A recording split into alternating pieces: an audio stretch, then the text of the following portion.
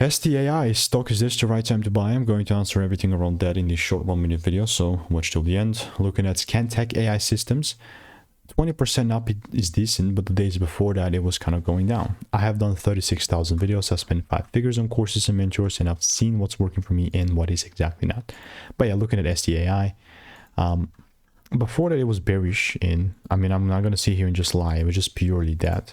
And then as we're sitting here, because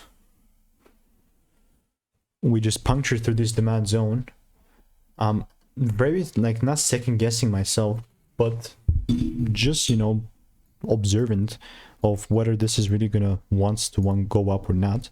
And I cannot just tell that, but if there's a full candle close above 318, that's when you know that I'm looking to double down on this.